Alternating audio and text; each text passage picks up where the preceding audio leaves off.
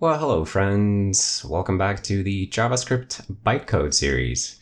If you haven't watched from the beginning, I really recommend that you start at part 1 because this series assumes that you have the context provided by the previous episodes.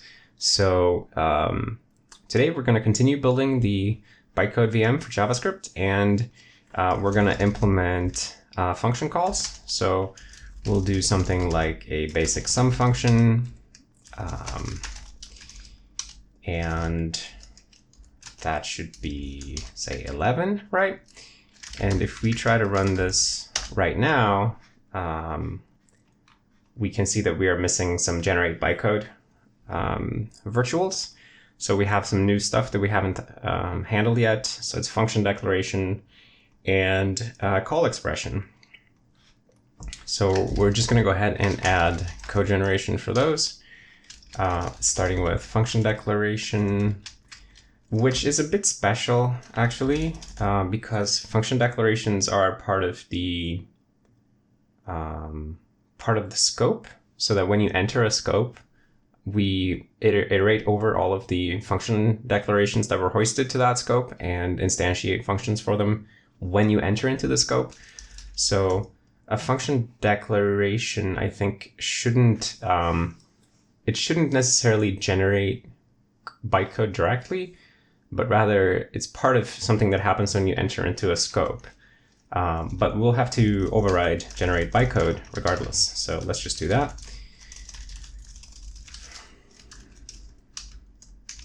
Generator const override. And then we also had call expression, which we also need. So we need cogen for both of those. Then we'll open ast cogen, and we can just add them as no ops to begin with. So function declaration and call expression. So if we just do that, make sure that it compiles and there are no other unhandled node types.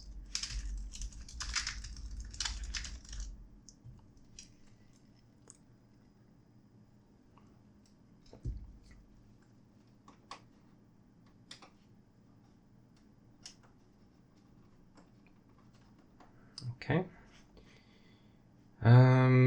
Right. So obviously the bytecode is missing because we don't generate anything for this program, but at least it runs to completion.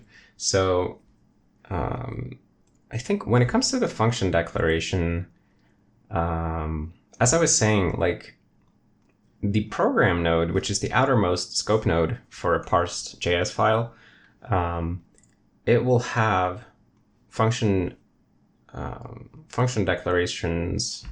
Let me show you how those are stored actually. So if we look at scope node, so program inherits from scope node, and then scope node has a bunch of child statements, but also variable declarations and function declarations. And JavaScript is a little bit weird in that if you have a function f and then you do things in here like var x is 1, and then you do some whatever, and then var j is 2, this thing here is effectively hoisted as if it were up here, right? And the declaration, I think the assignment actually occurs down here, but the declaration occurs up there. I forget the exact specifics, but for that reason, every scope node remembers which declarations occur within it so that they can be instantiated or declared right when we enter the scope. I think it goes something like this, but I might be wrong about that. Anyway, it doesn't really matter at this moment. And var is one such thing. You can also have function declarations within here, like that, right? And then I believe that it's perfectly safe to do this. I guess we can test that with B8. Yeah, it seems fine to do that. console.log, hey. So you can call bar before the declaration, I thought. Wait, is there no console? Is there print or something?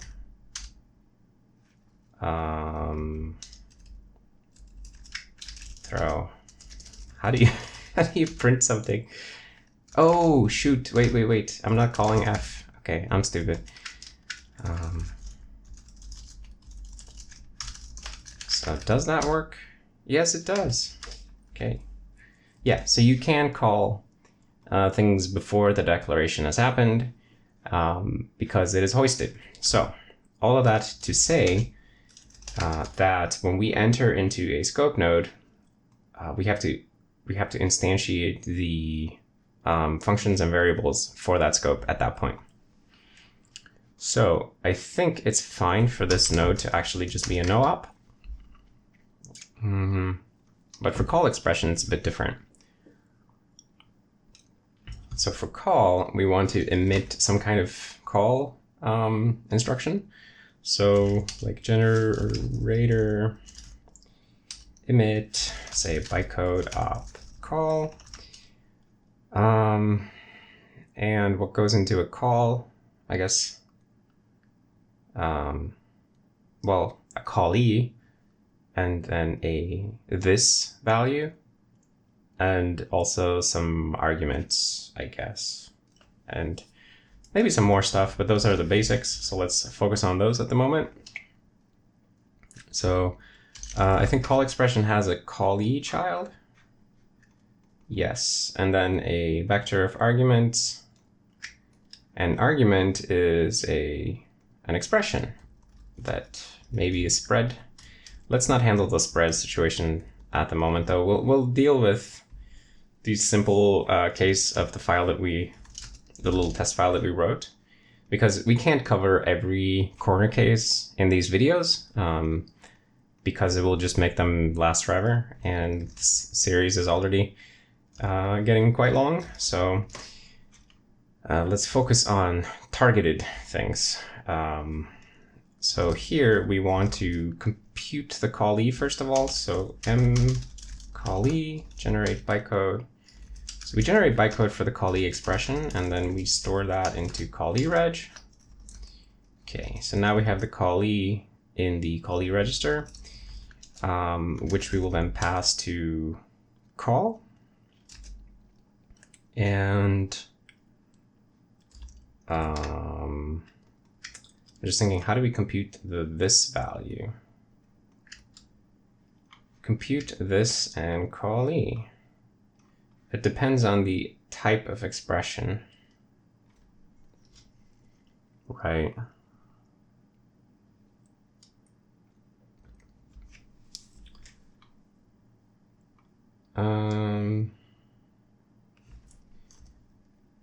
Okay, well, let's not overcomplicate things. We are just calling a regular function at this point, a free function. It's not part of an object, so let's not worry too much. For this value, let's just pass in JS undefined at the moment. And then for the arguments, oh shoot, how do we do that?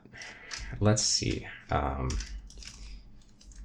So because there can be any number of arguments or 0 arguments, let's decide what the instruction looks like first. So I think we will well, we'll start with the callee register and this value,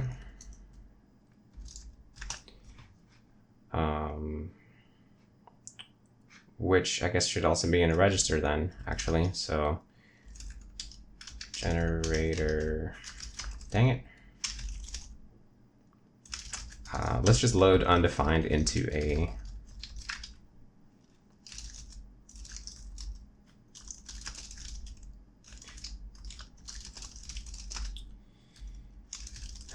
we have to emit some kind of a constant here. So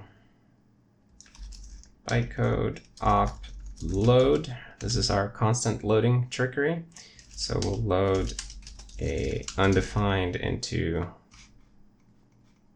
there. Yeah, that's a little awkward, so that's a fix me. Load the correct this value.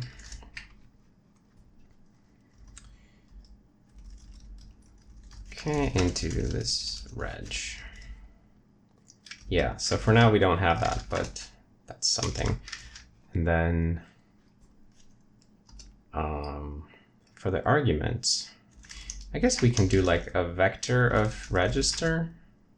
So as I mentioned many times earlier, we are not going for memory compactness with our instructions at the moment. We're just figuring out what instructions we need and implementing them as virtual C++ objects. And then once we know all the instructions that we need, we can actually come up with a more memory efficient format for them. So right now, it's perfectly fine to do something like a vector of registers, right? But in the final format, it will not be that. This whole thing will just be like a sequence of bytes, ideally. But we are not there yet, so let's not sweat it. Okay.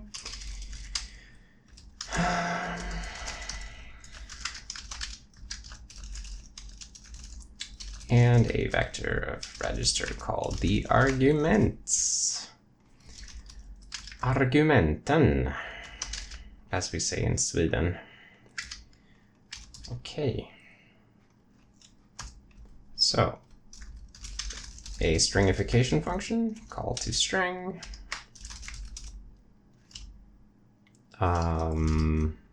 I guess we can do a string builder here, actually.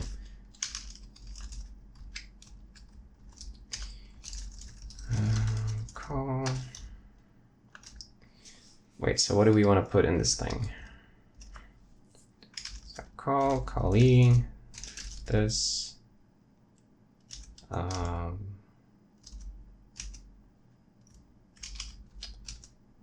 And then let's do the arguments last. So callee and this value, and then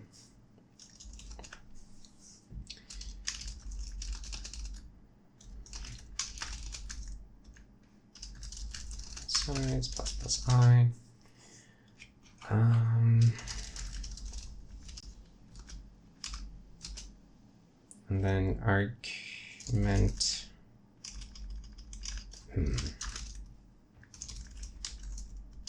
So if it's non-empty, let's say,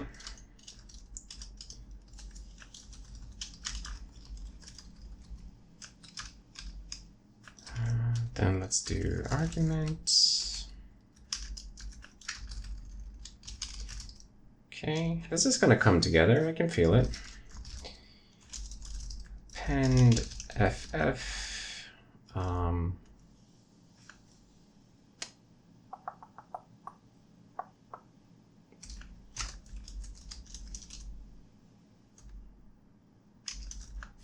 That's pretty good. And then if I is not argument size -1, then append a comma, let's say. Yeah. Can even do something like this.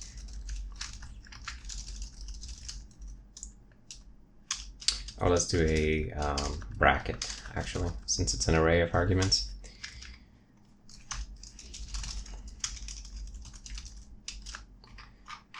All right, and how on earth do we call? Well, I don't know yet. Let's let's get it building first, and get the code generation to the right place. So let's see.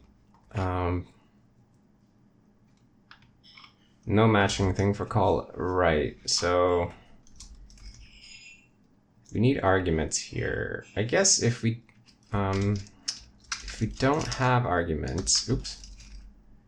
If we don't have arguments, maybe it's okay for this to be like that, and you can call it with nothing.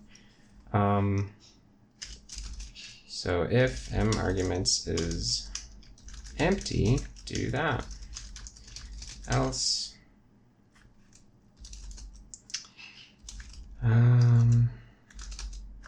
then we're gonna need to keep track of all the registers where we have the arguments.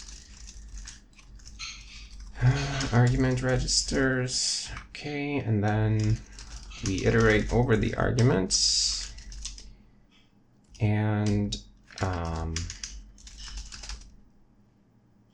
we will call, wait, what's in there? There's an expression in here, a value, right? So generate bytecode for the argument value. Okay. And then push that to our argument registers list or whatever. Okay, that seems fine. And then actually maybe this could have just been, or yeah, something like that. Okay.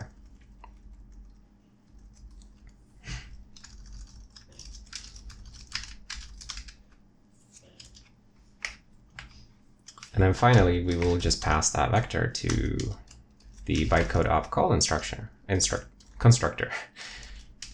So callie reg, this reg, and argument registers. Maybe I didn't need this branch here. I can also just do this. And then what do we return? So earlier I talked about using register 0 as part of the calling convention, that function return values would go in register 0. So I guess this is the part where we would do something with that. We could conceivably say that call has a destination register where the return value goes. Maybe that's cleaner, because then the magic would only happen around return. The magic doesn't reach all the way to the call. So let's try that. So tstreg is generator allocate register, and then we just return that register. And then we don't need the default value there, but we do need a dist.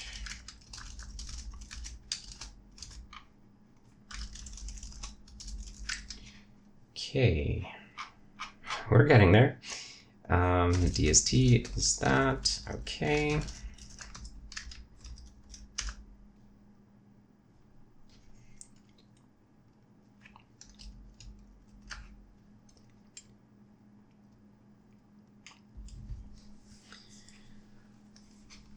All right, so now we have generated a slightly longer program. So for this, at least now we produce code for the call of sum 3 and 8. So it ends up getting the sum variable from the current scope, and then loading 3 constants, so undefined for the this value, 3 and 8 for the arguments, and then we call, saving the destination.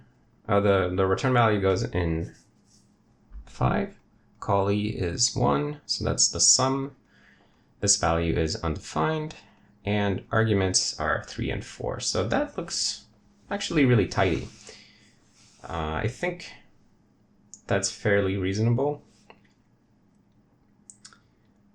And then, yeah, I don't want to get ahead of myself and start thinking about the memory compacted representation too much about this. This just made me think about how call could be a variable width instruction that has sort of an arbitrary number of arguments following it, if we would be okay with that. Another option would be doing something like you have a first argument and an first argument register and a argument count, and then they would have to be in consecutive registers. But that kind of complicates bytecode generation, because then you have to ensure that the arguments are in consecutive registers. And The thing is that when we generate the bytecode for whatever goes into the arguments, we have to evaluate or generate bytecode for those expressions, which may end up allocating registers. So I feel like that would get kind of clumsy. So yeah, this general format, I guess I like it. So now that we have this, let's try to implement call. So what does call do?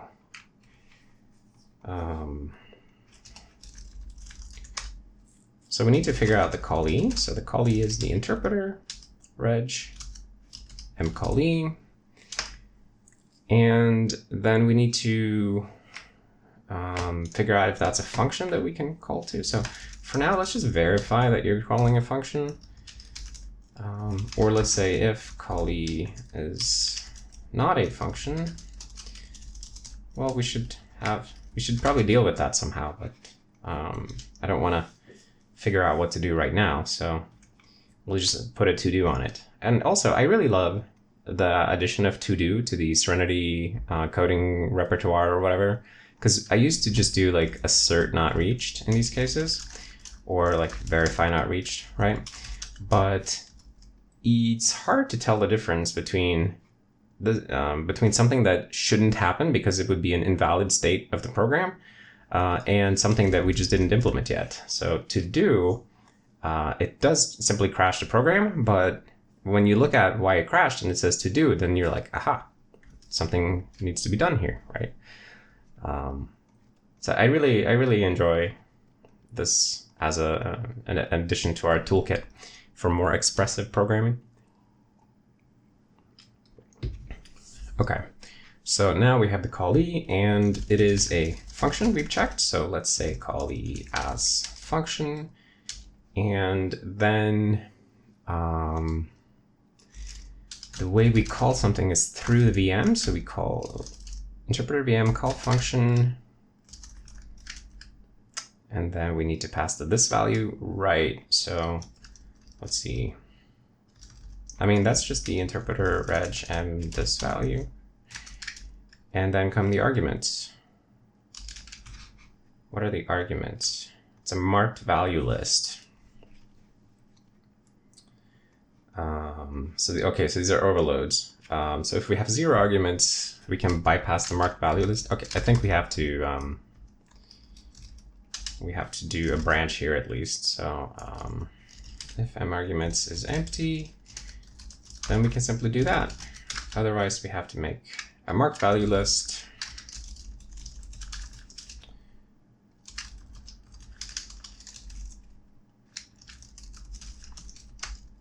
And then we have to put all of our arguments in there. So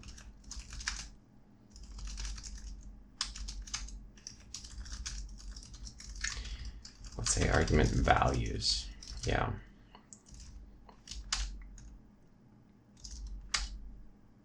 Interpreter reg m arg, or just arg. Yeah. Okay, and then can we finally call the thing?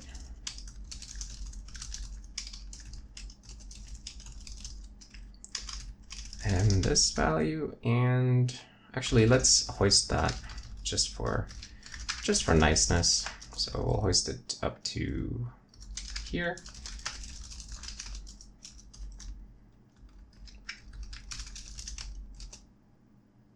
Move argument values. Call, oh, returns the return value. Oh, interesting. That's interesting, right? So we need to stash that away. So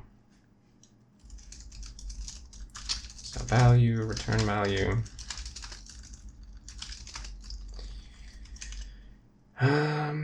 And then we just put the thing into the destination register. Return value.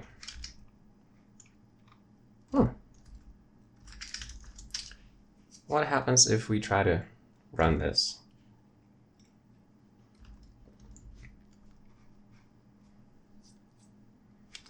Assertion failed.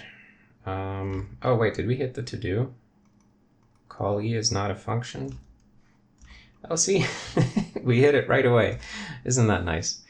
Okay, so sum is not a function. Oh, right, because we don't actually, like I talked so much about the function declaration going in the scope node that I felt like I had implemented it because I talked so much about it.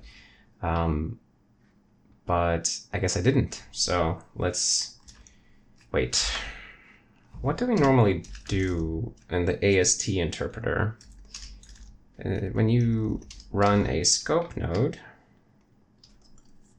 we run execute statement.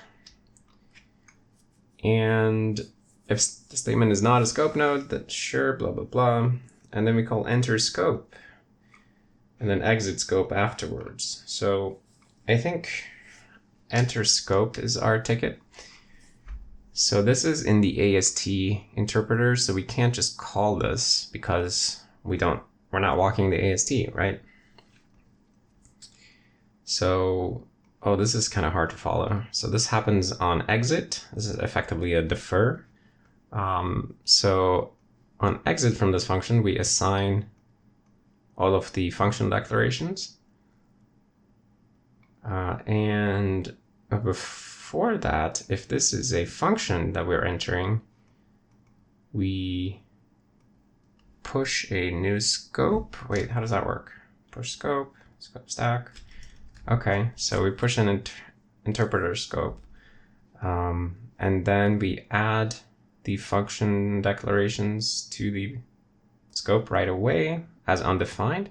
Oh, interesting. So we add them as undefined first, and then when we exit from here, then we assign values to them. I feel like there's probably some obscure spec reason for this strange divide here, that like first you have to add them as undefined to the scope, and then later on you actually instantiate the function objects for the declared functions. This sort of thing, like, we should probably have a comment about why it's like this, because this is really weird looking. But I remember that there's some reason for this, but I don't remember what it is. Anyway, so I guess what we really need is sort of an enter scope opcode that can do all this stuff. So let's add that. Let's just call it enter scope. Public instruction. And wait, what does it do again? So interpreter enter scope fetches, it walks all the nodes in the scope node. All of these are stored in the scope node. Scope node this, scope node that. So it's a little bit hairy. Maybe the lowest friction way to this right now is to make an enter scope that refers to the AST node. And this is something, this definitely shouldn't be like the final state of this opcode, or at the very least, we shouldn't store this information in the scope node permanently, but like rather it should be moved to perhaps the bytecode block or something like that. But for now, let's do it this way, since all the declarations that we need are stored with the scope node. Just to make this a little bit easier for ourselves at the moment. Scope node. All right, and then just the usual suspects.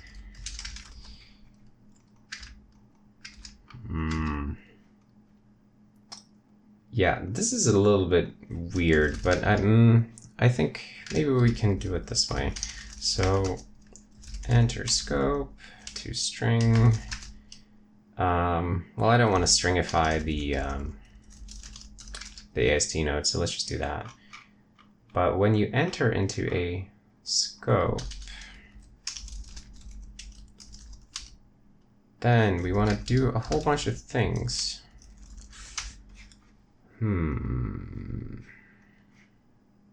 So we want to do all of this stuff, really. Like all of the functions and variables and blah, blah, and blah. But, let's just start with the basics. So we start with the, first we make all the functions be undefined, I guess, for whatever reason. Current scope. I guess that's in the VM, right? Current scope, yes. And, wait, why doesn't that work?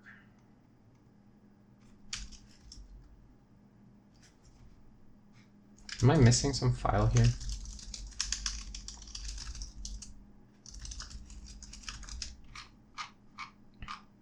Probably. Yeah, that was fine. Okay. So first we do that, and then we... This looks so weird when you do it like this. So first do the undefined, and then just walk the same set again and add them. This is probably not even necessary.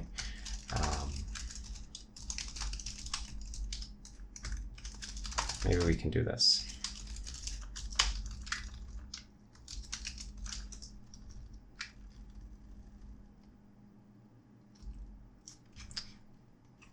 VM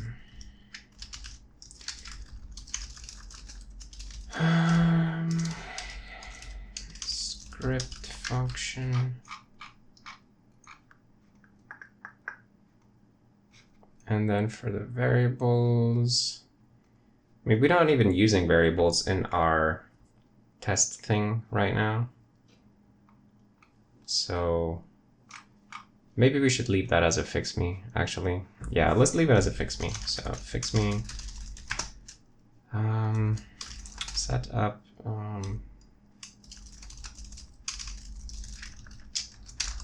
process variable declarations, fix me, whatever else interpreter enter scope does. Yeah. Okay, so I feel like this should be enough to get the sum function into the namespace here. So, okay, wait. Op98. Oh, wait, shoot. We're still not generating the enter scope opcode. Wait, where does that go? So it would need to be first here. So like at the start of the program.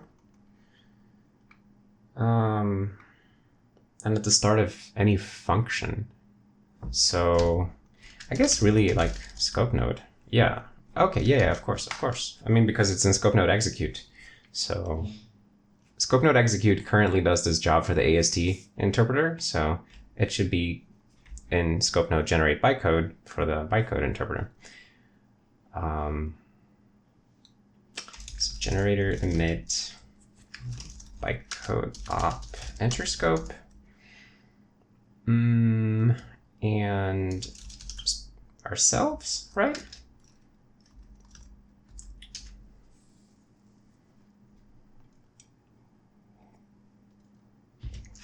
Okay, so we enter a scope and then something else fails. That's fine. Wait, so what's going on here? Let's use Valgrind so we get a backtrace for the assertion. Okay, so we are in enter scope, which calls current scope, which calls call frame on the VM. Oh, wait, shoot, we don't have a VM call frame.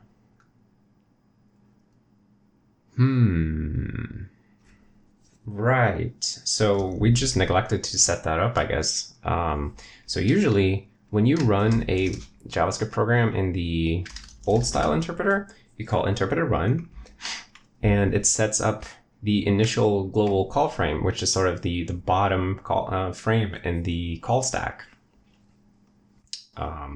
So we need to set that up when you call the bytecode interpreter. this guy right here.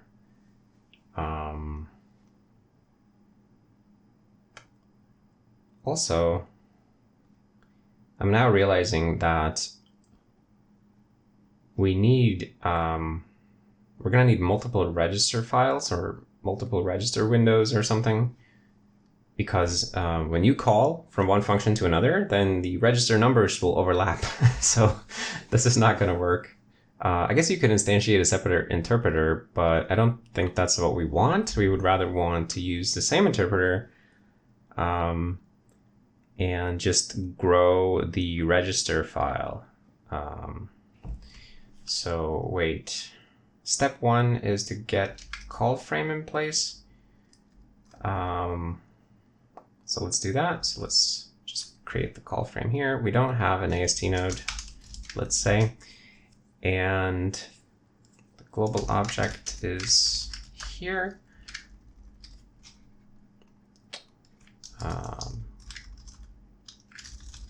We can do this just to, so that we know that it's a bytecode context, or BC like that.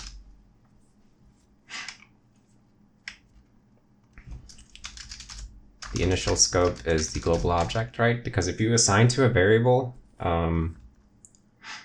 in the outermost scope, then you're assigning to the global object.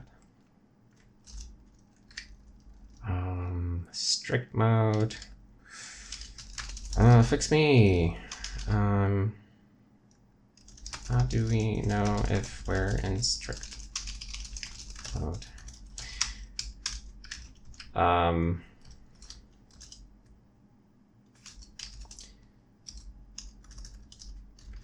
Yeah, so probably the block should know if it's compiled for strict mode.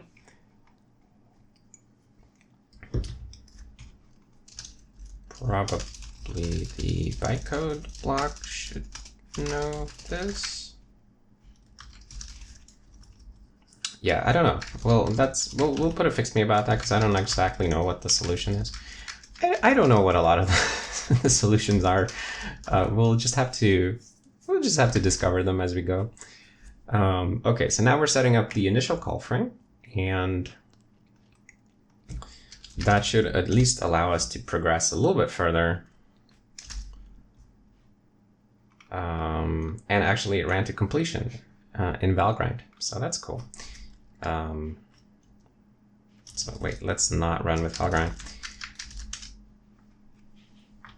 So bytecode interpreter will run block.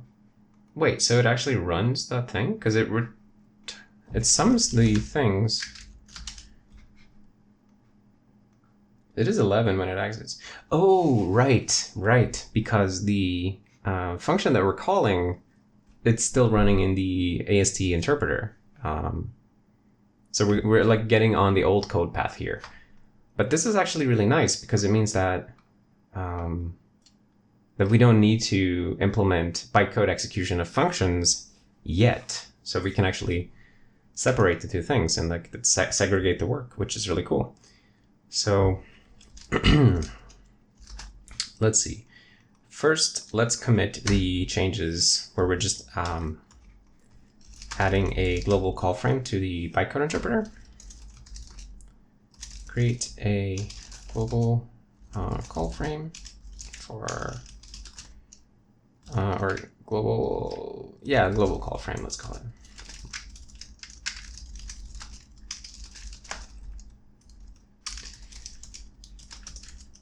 Bytecode interpreter.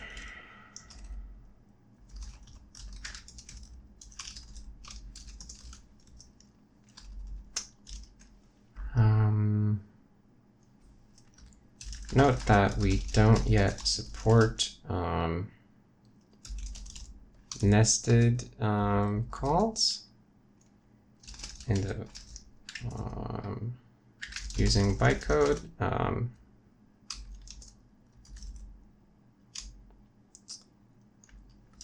Yeah. And then we can just add these. So basically what we have here is, or you know what, we could do enter scope by itself. So enter scope.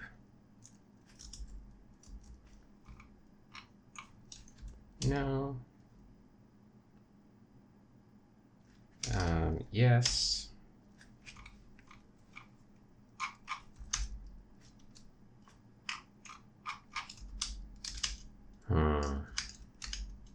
It's a little bit hard to, okay. It's hard to create the commits, craft the commits perfectly here, so we're gonna have to do a little bit of scissoring to make that work, because I don't want to include the call op just yet. So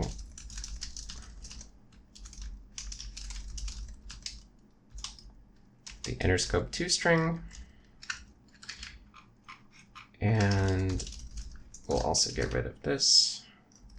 So what I'm doing is I'm just temporarily deleting some stuff while I sort of construct the commit that I want, so that I can make sure that it only includes the enter scope opcode. But because of the diffing algorithm that Git uses, I have to do this in a bunch of steps like this. So what do we have left? Function expression and call it. Wait.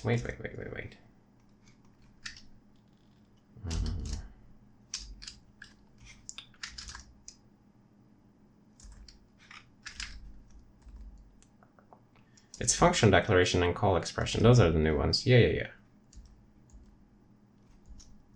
Then I have everything that I need for this commit. Yes. Okay, so let's commit this. Let's say Node.js new enter scope bytecode instruction for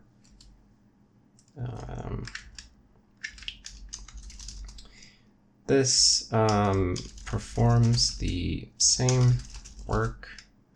This is intended to perform the same duties as interpreter enter scope.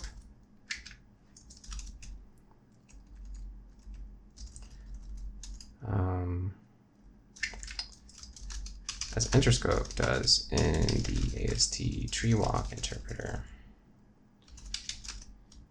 Function declaration setup and processing.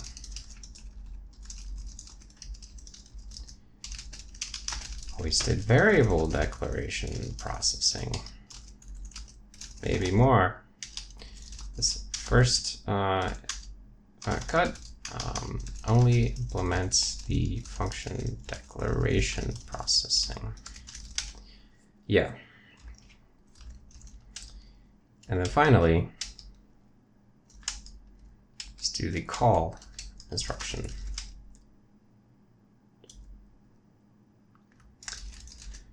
Add support basic function calls in the bytecode world. This patch adds the call. That's the call bytecode instruction, and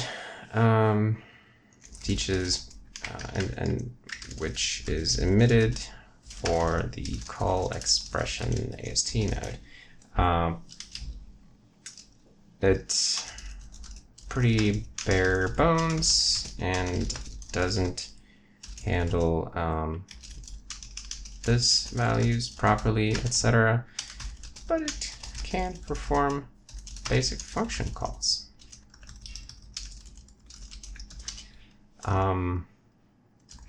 Note that functions called, or note that the called function will not execute as bytecode, but will simply fall back into the old code path and use the AST interpreter. Yeah. So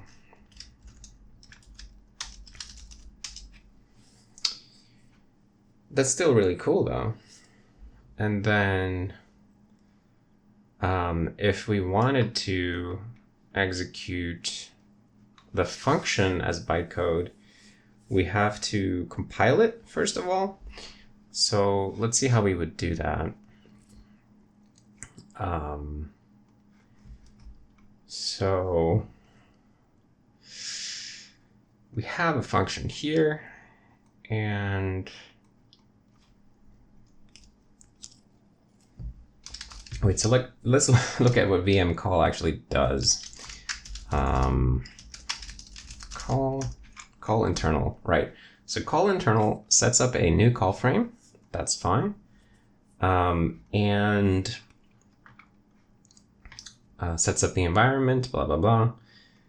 And then it does function.call, which is a virtual on JS function. So I think if we go to script function call, yeah, so this is the, there are a couple of different types of functions, but the most important ones are script function and native function.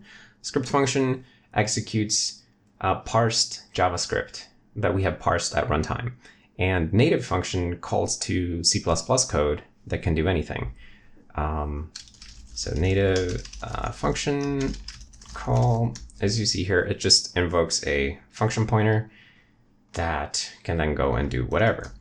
But in the case of script function, execute function body,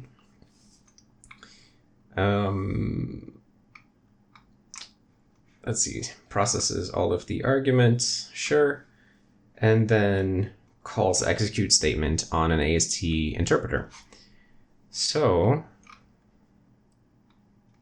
if we wanted this thing to use the bytecode VM instead, like right now, the function kind of makes assumptions about all of this stuff. It's not obvious to me how to change this in a nice way. I guess one way that we could improve this is, so this is not going to be the most elegant approach, but we could do something like where we pass in the bytecode interpreter to the call as a star, and then if you get a non-null bytecode interpreter, then you'll use that. Let's see if we have a lot of these. Yes, we do. But we can probably change them all to be virtual value call bytecode interpreter. What if we do just, or wait, hold on. What if we use the magic of C-line for this? Change signature. And we just add a parameter, bytecode interpreter. Something like, I didn't even have to give it a name actually. Can we just do that? Come on, C-line, do me the solid.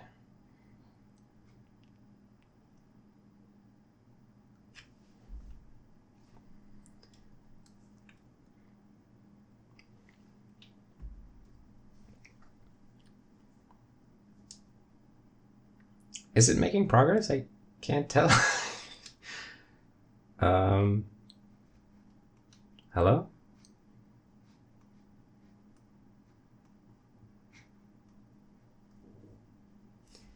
I don't know if that worked.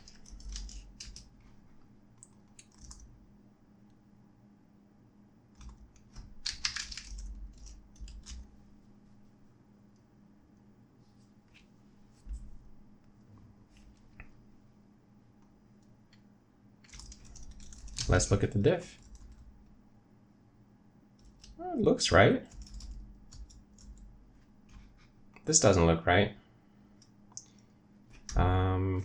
So let's unscrew that file. I think it got tripped up by the macro there. So type the ray.h. Definitely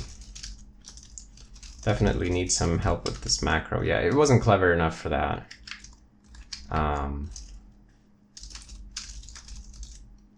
Which we can forgive, right?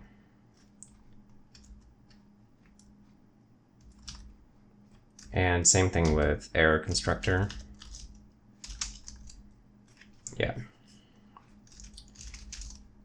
But on the whole, that was okay. All right. Any other goofs? This looks goofed. Where are we? Error constructor CPP.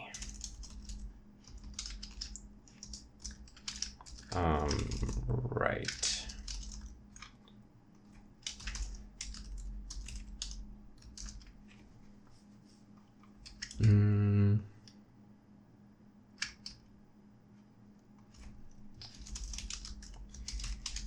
Okay, and we're just ignoring the construct part right now. Can this build? Let's find out. Did I bite off too much here? Forward.h.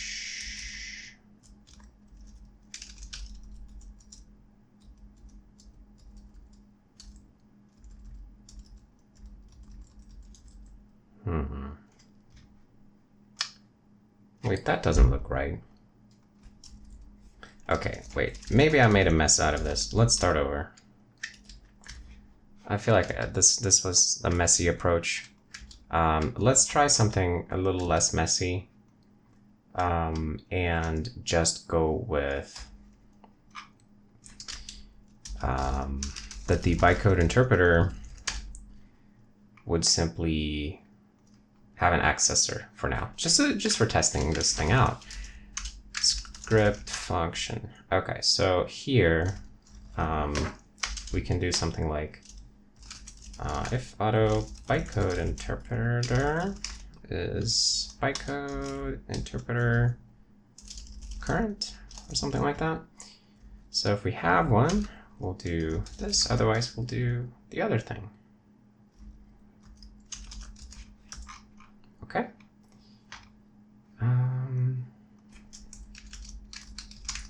We can even do like this actually. So if bytecode interpreter,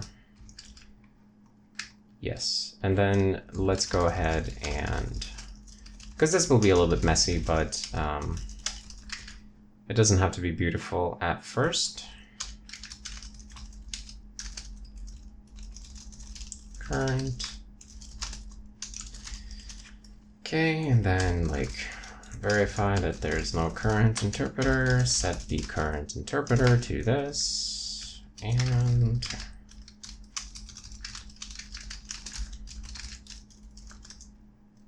yeah, I think this will be okay. So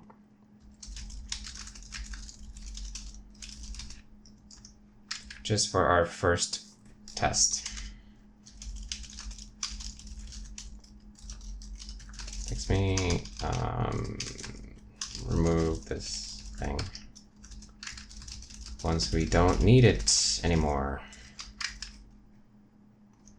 Static. Okay. So now we have a way to access the current bytecode interpreter if there is one, and then script function can get to it. So instead of doing this bunch of stuff,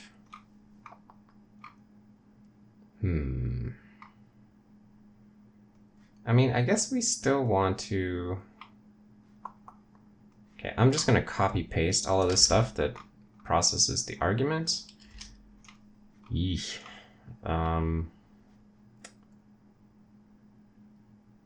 That's so much. Can we?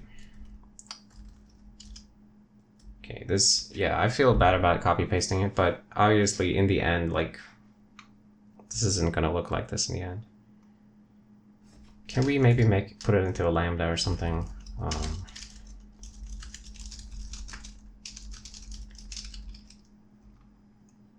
Can we just do that? Prepare arguments.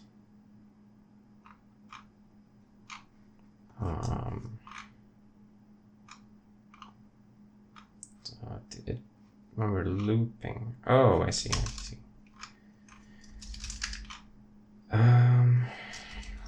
So we would just call prepare arguments, right?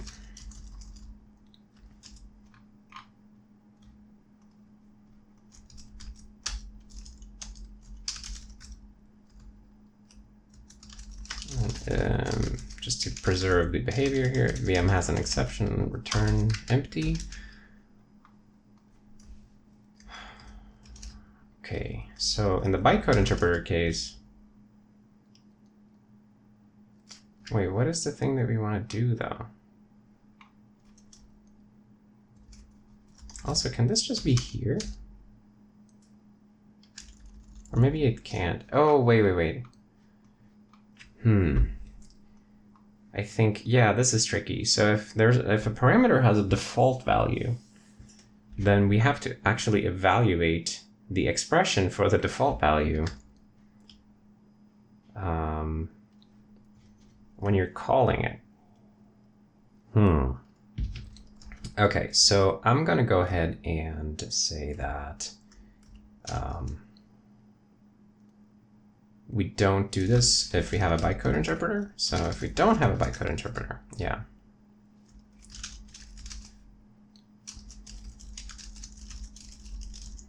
So we'll do something like that.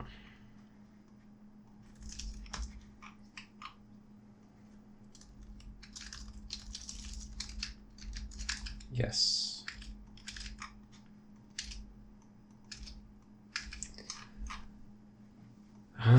And then we'll put a big fat fix me here. Support default arguments. The bytecode world.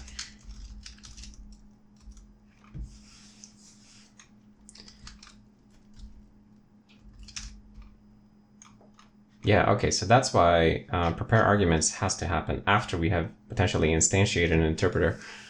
I remember now why it's like this. It's like this because this function can be our entry point into the JavaScript world.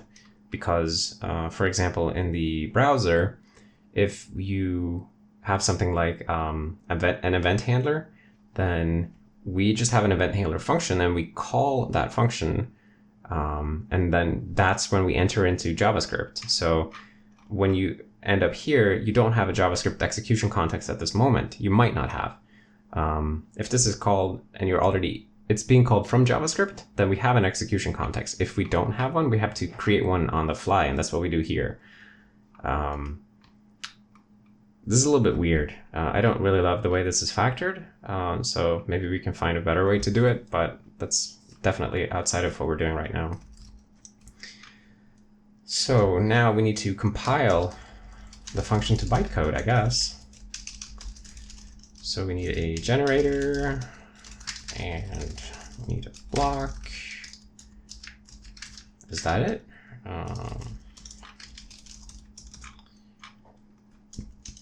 So bytecode block is going to be bytecode generator generate for the function body. Let's verify that that succeeded, and bytecode interpreter run the block. You know what? Let's dump the block before we run it. Compiled bytecode block for function. Let's see. We have a name, yeah, because that'll be interesting. So we can see the name of the function. And then something that would be super cool is that functions could actually hang on to their bytecode. So you don't need to recompile it every time you call it. That will probably be quite helpful. So wait, what's going on here? We need to return something on this branch right here. So let's just return. Ooh, wait. I guess run should return the return value of the code that we're calling. So let's make it do that. Value run, and let's say that we return whatever is in register 0.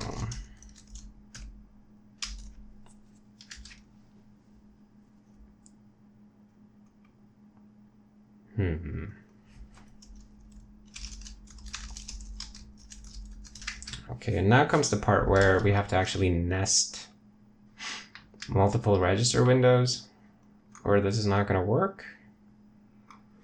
So let's just do something a bit ad hoc. So register window, let's say. We'll just make them like this for now. So vector value, or in fact, we can even do like this. And later on, we can probably figure out a way to do this as one single contiguous space of registers, and then with the window is an actual window that we move back and forth. But for now, let's do something more like non-null onPutter vector of register window.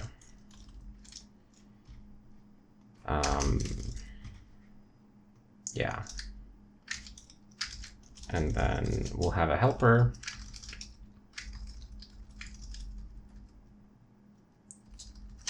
That does that, which would be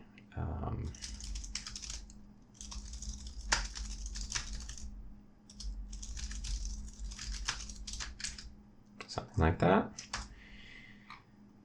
And then we'll simply push something to the end of that thing. So append, make register window.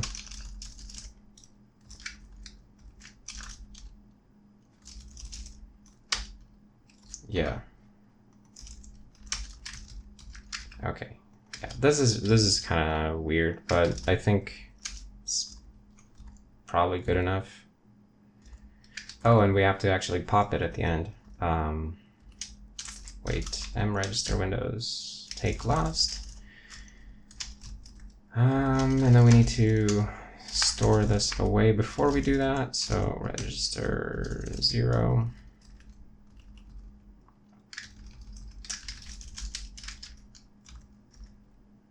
And we also need non-null onPutter vector for that.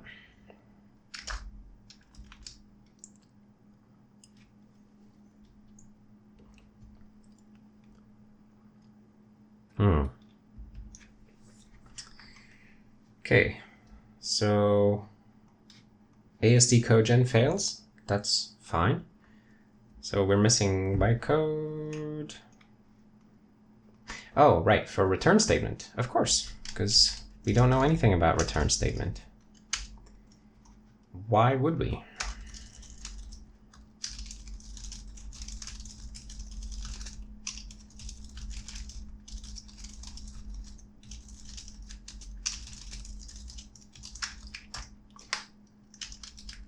Okay, and then return statement.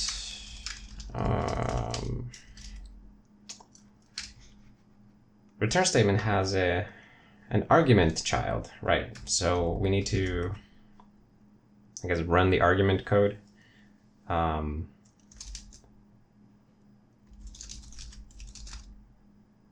So m argument generate bytecode.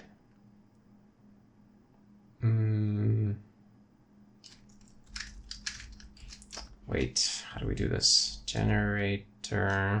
But I guess that can be, you could also have return with no argument. Interesting. So what we want to emit here is bytecode op return. So if we have an argument, then return argument reg. Else just return.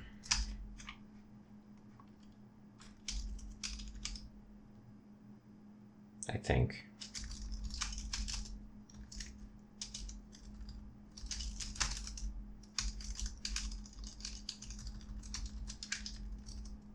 Wait, does that make sense? Oh, maybe we can write this out as a single code path. So argument reg. Then we do that, and then we make that optional.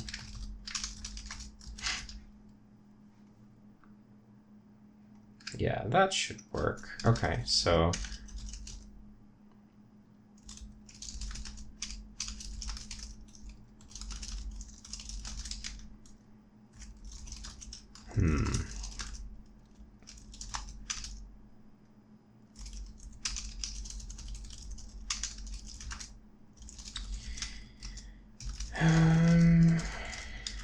okay.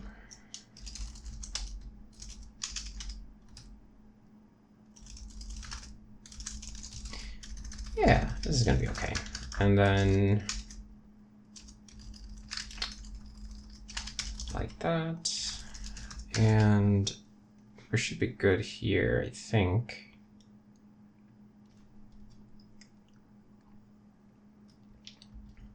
Yeah, that's straightforward. And then what does the op do? Return to string.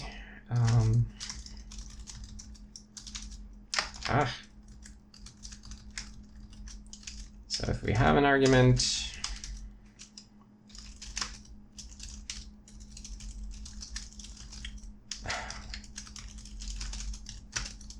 m argument value, right? Else return.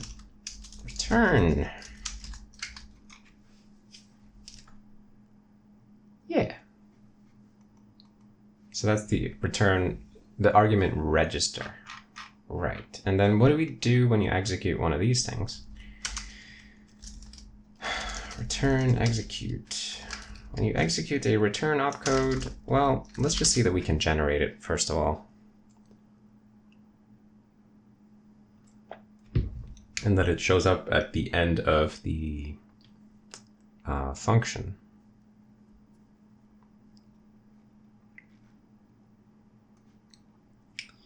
Right, so this is our sum function. It has an enter scope and then gets variables a and b, followed by an add node that adds them together and then returns it. So this looks actually perfect. But adding them together doesn't work. Wait, why not?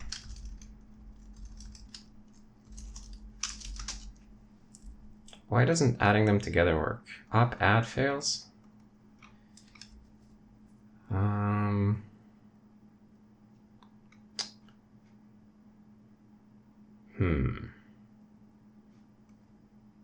I wonder if the arguments are like if we're passing the arguments correctly.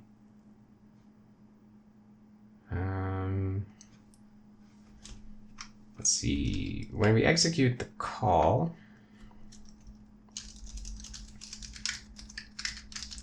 let's print something out here. So like debug line, call arg,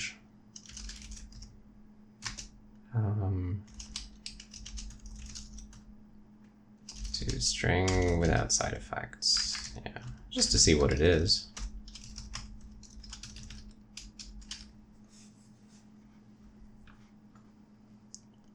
Oops.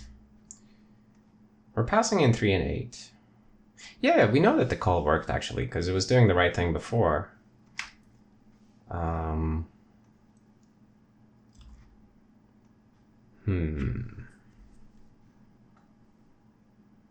So the call should work correctly, but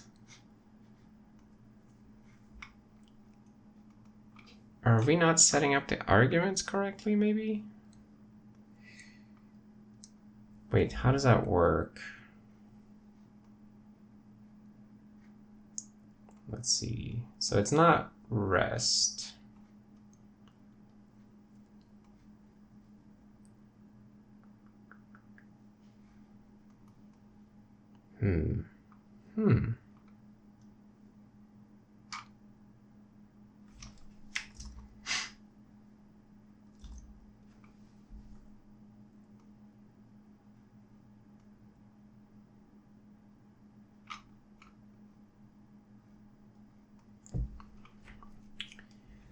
Well, let's log that we're at least doing these. So debug line, setup argument I for the function.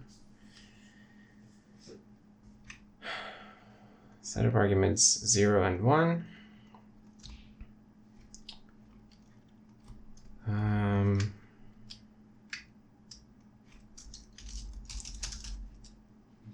assign argument to local name.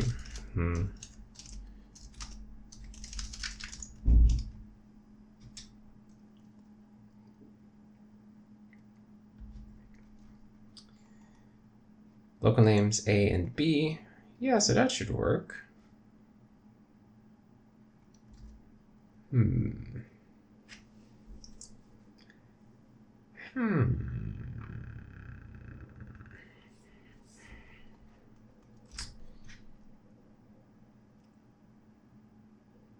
Wait.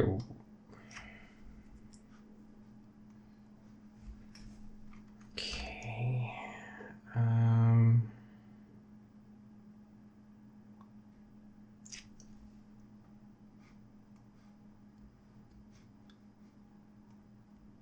I wonder.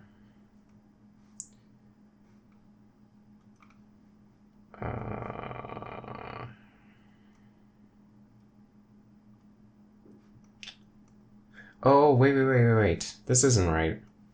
So when we call interpreter run, we always create a global call frame, but we shouldn't do that if we're a nested call, if we already have a global call frame. So how do we know if we have one? I guess if VM call stack is empty, then create one, right? And then at the end, we should pop it if this was the end of it. So VM call stack size is 1, then VM pop call frame. Yeah, I think that's what we should be doing.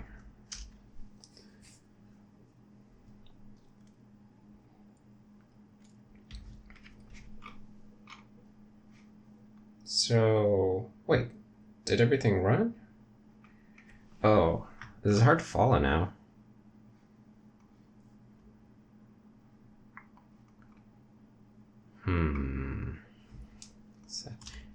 Oh, wait. Now this gets really confusing because I think the JS command, will run the bytecode interpreter first and then also run the AST interpreter. So this will get all jumbled. We should probably stop after running the bytecode interpreter if that's all that you wanted. So let's remove these debug things and then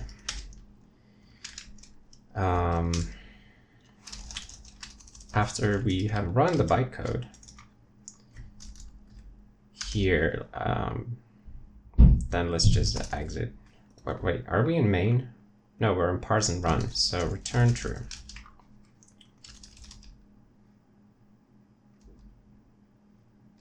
I think that's okay.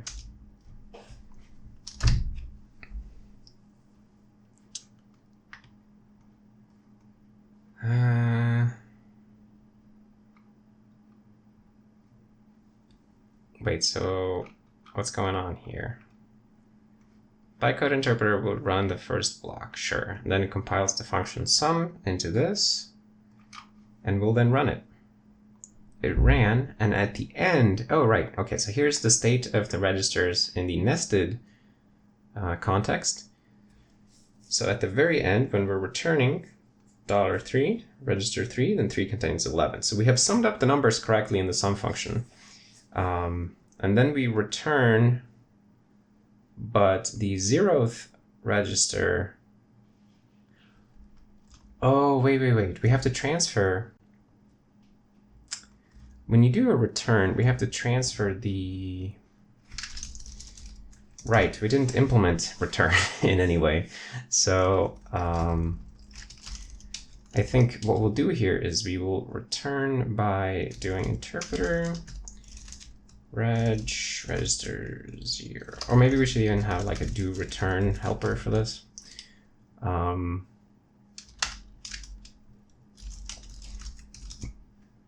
argument. So return value is, well, if we have an argument, then it's the whatever's in that register. If we don't have one, then it's just JS undefined, I think. Yes, and then let's add something like that. So this will join the jumping mechanism as another awkward thing. So return value.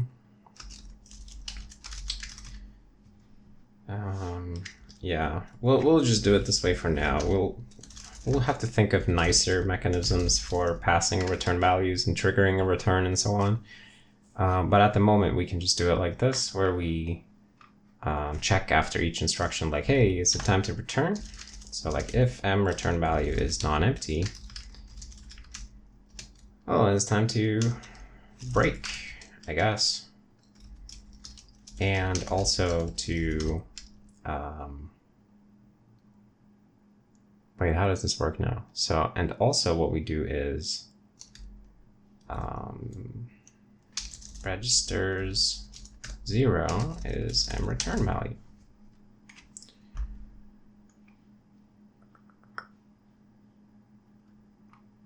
I guess we can do that.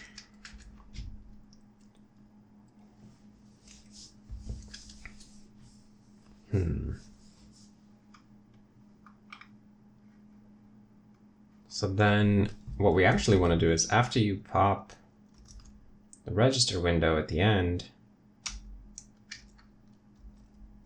then if m register windows is non-empty, then register windows last. So the previous register window, 0th register, becomes m return value. Yeah, that's what we should do. So okay, so this is kind of convoluted, but let's make a comment about this. From a nested, from a call function is passed, is put into 0 in the caller context. Yeah.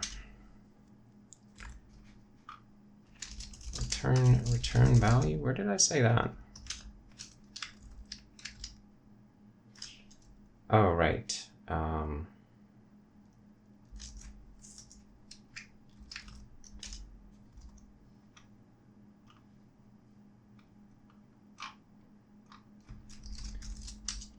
let's say JS undefined.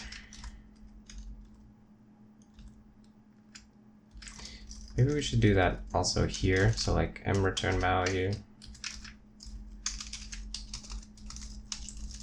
or JS undefined. Yeah, just to make sure that if we don't have a return value, we'll at least give you undefined.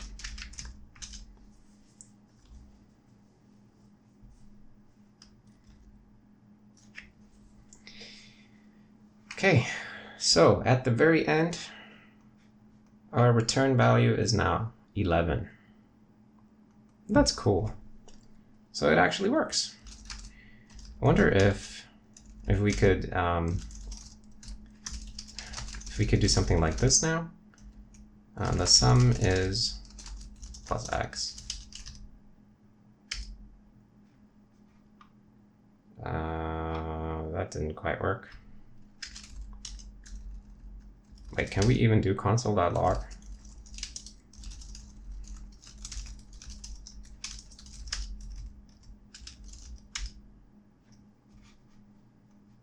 Yeah, that does work. Interesting. But it didn't work when I tried to add together when I tried to build up a string to do. But we can actually do that. That's so cool.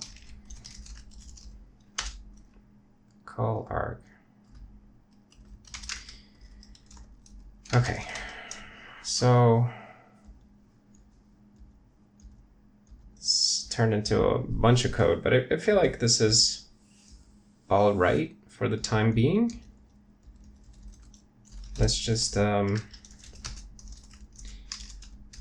verify that we didn't break the regular test.js. Nope, still runs. that's awesome. Of course, we were not going to be able to run test.js in bytecode mode yet, but it's very good that we didn't break the greater JS engine. So I think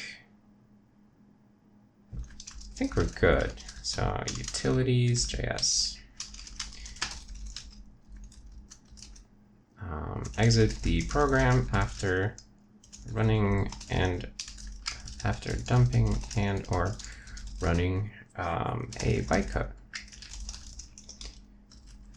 Otherwise, we'd run the same program again in the AST interpreter.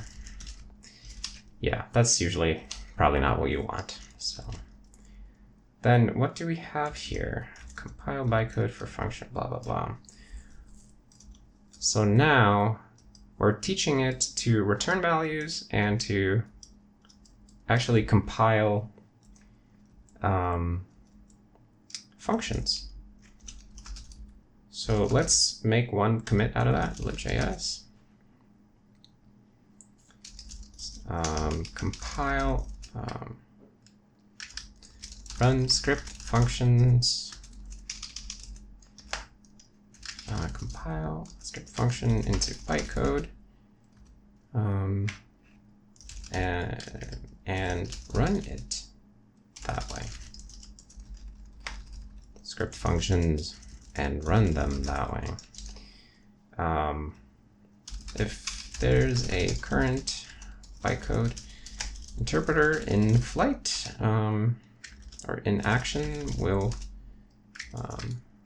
script function will now compile itself into bytecode and execute in the in that context. To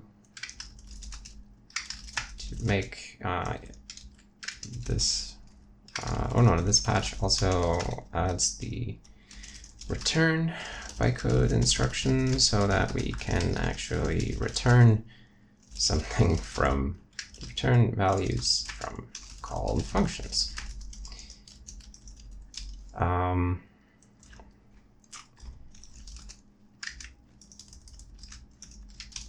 Return values are propagated from callee to caller via the caller's $0 register. Bytecode interpreter now keeps a stack of register windows. These are currently not very efficient, but it should be pretty straightforward. Convert them to e.g. a sliding register window architecture later on. Yeah,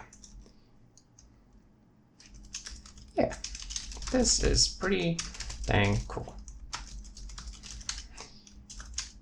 So that's awesome. So actually, now that we have the ability to run, or we should have the ability to run like with and without bytecode interpreter. So if we run like with B, then we run in the bytecode mode, and without B, we run in regular mode. Yeah, so let's see, let's do a quick performance check to see if we're on the right track here.